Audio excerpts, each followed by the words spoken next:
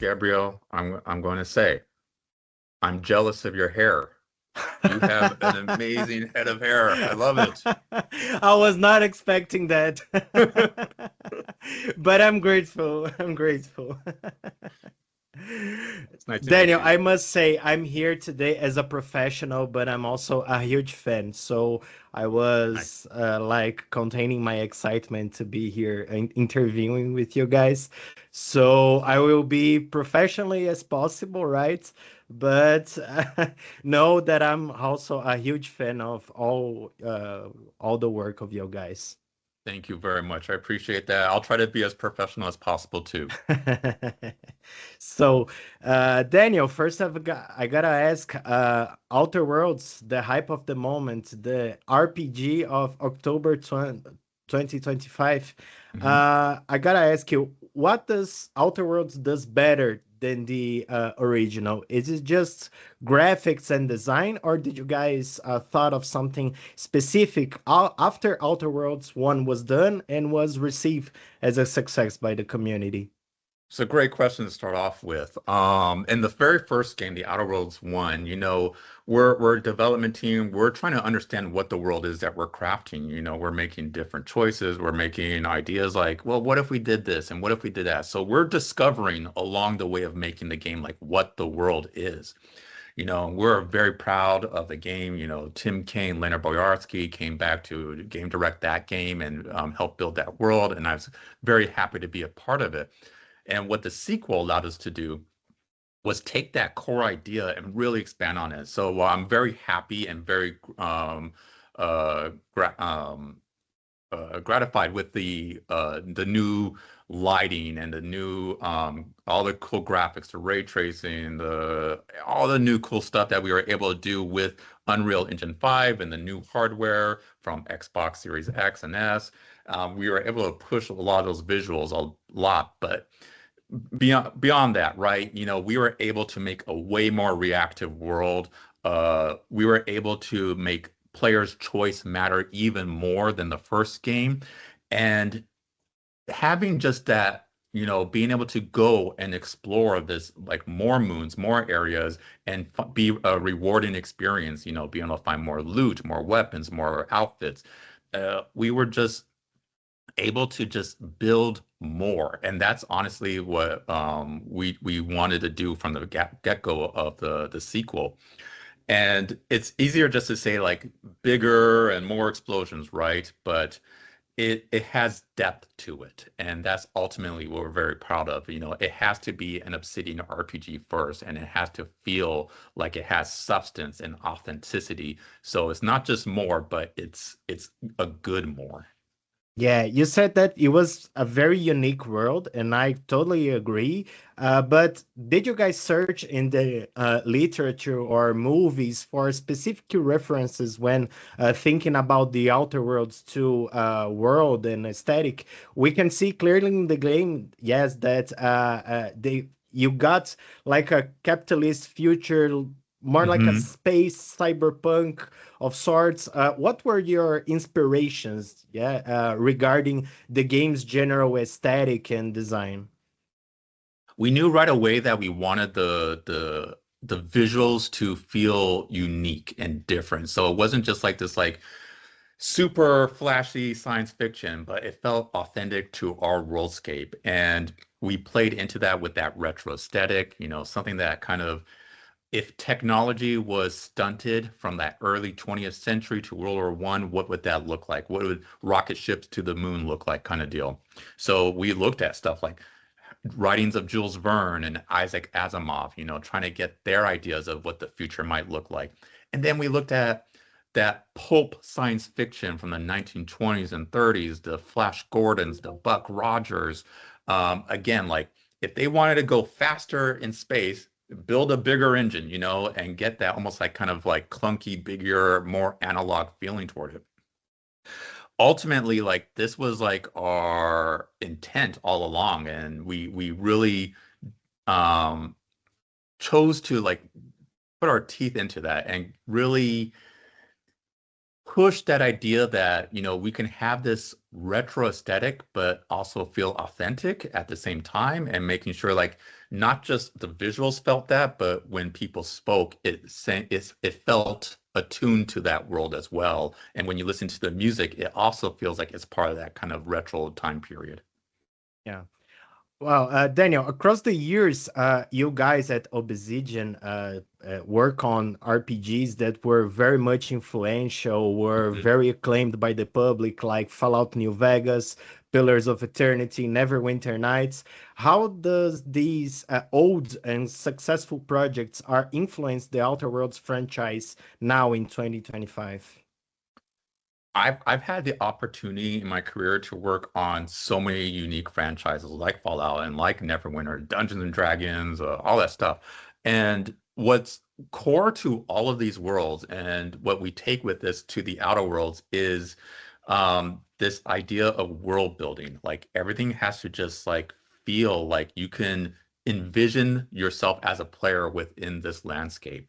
So like when you're looking at all these different IPs, we use this. We use these as touchstones and like saying like we understood in Fallout like factions like the Caesar's Legion or NCR, like those were thriving, and like, okay, what if we had that as well in the Outer Worlds too? So we have the Protectorate and the Order they send in, and they're all vying for power, but they're vying for power in their own ways. And being It's able always a now to, yeah. political struggle, right? Yeah, it's totally a political struggle. Like, as we might see, like, even in the real world, even though we don't reference real world stuff, like these are struggles that people are familiar with, right? And when you have that, you can feel immersed within those worlds because you understand that familiarity. Yeah, I see. So you talked about you mentioned that the Outer Worlds and the Obsidian RPGs are Hmm. very uh keen on giving the players as much choice as they Yeah. can. And we saw that as like a trend that is coming out of niched games of Hmm. CRPGs that were not played too much in the past, such as Baldur's Gate and Yeah. also new IPs such as Expedition 33 Hmm. and even Outer Worlds 1 that give us the players the opportunity for us to play as dumb characters. So Yeah. it's a totally expanded way of playing an RPG like none other, frankly. But how does this tell? What does this whole scenario, in your opinion, Daniel?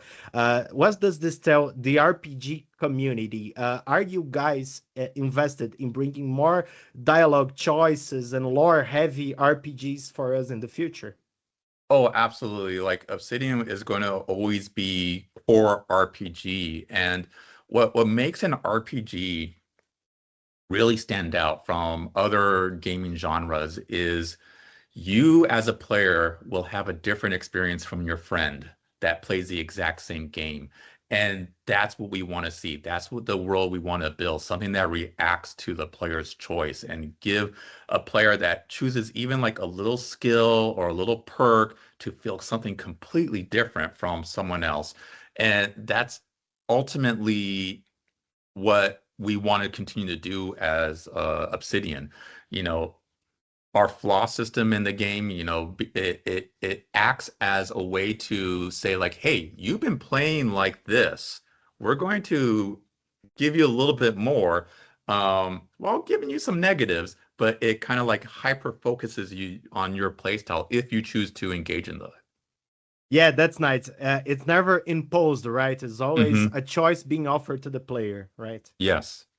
So, guys, I gotta ask you, and maybe this is a difficult question, but people here in Brazil, Hmm. they absolutely love the romances in RPG games with squad mates and companions.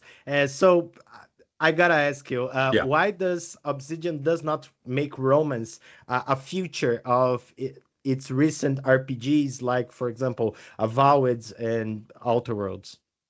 Well, I can't necessarily speak for Avowed because we're different development teams and we Hmm. choose how to build our own individual worlds. And we had those conversations about adding like romance options. I know there was developers on our project that really wanted to add that as well as an extra flair. And I love a good romance in a game as well. If I'm playing The Witcher, like that's really fun, right? But at the same time, it wasn't the story that we wanted to tell for the Outer Worlds. We really wanted to focus on the government versus religious versus corporate structures and how that affected the individual in the living in that world. And while it was unfortunate that we couldn't do romance in this game, I can't say that that might not be a future thing or not, but it's something that we understand that people do like that as well. Yeah, because it's like part of role play and like Hmm. people like very much and so but it's nice for you guys to have this courage to tell us that no, this is our story and this is how we want to tell, and in the end we really appreciate it. That's what's Thank important. you. Yeah. So, Daniel, how does, in your vision, this partnership, this recent partnership with Xbox, as being a part of Xbox Game Studios, how does this partnership help Obsidian achieve its objective in regards of Mhm. being a flagship company for huge qualities RPGs, as it has been in the last 2 decades? Oh, Gabrielle, earlier you talked about RPGs and how new companies are like making like other great RPGs, and this is something that a lot of players want. For the longest time, RPGs were a hard thing to give to communities because publishers may not want to have to invest money into that. So as an independent studio originally, we were always kind of making sure we can try to make the games we wanted to make, and but we had to sell those ideas to publishers. With Microsoft and Xbox kind of coming in, they said, here you go. We're going to publish Obsidian games. You keep making Obsidian games, and we're going to fund that. And that's been great because they've always said that. Always make Obsidian games. And with that, the Xbox teams has been amazing. They work with us hand in hand. We're able to interact right now because of the Xbox team. I'm able to have like this like cool custom Outer Worlds 2 controller because Very of the nice, very nice. partnership. And that's exciting for me because it gives us the freedom to bring our games to a wider audience. Yeah, that's very nice. Daniel, for the last one, I would like you to send a message to the Brazilian community who praises Obsidian for its worlds and storytelling and are very hyped for the release of the Outer Worlds too. I am so excited for the Brazilian community to be playing our game. I hope they have as much fun playing it as we had creating it. So all I can say is obrigado, Brazil. Obrigado, Daniel. Thank you, thank you. It was a Thank huge you. pleasure as a professional and, as I said, a long-time fan since Fallout New Thank you very Vegas. much. I really appreciate that. So I think that's it. It was very nice, Daniel. It was very nice to meet It's you. great to meet you, Gabrielle. And again, I love your hair, man. That is great hair. You can see, like I'm That sitting on was a top. So compliment I was not expecting, but I appreciate it a lot. Thank you. thank you. Appreciate it. You have a great Thank day. you. Thank you so much, Gabriel. Thank you. Thank you.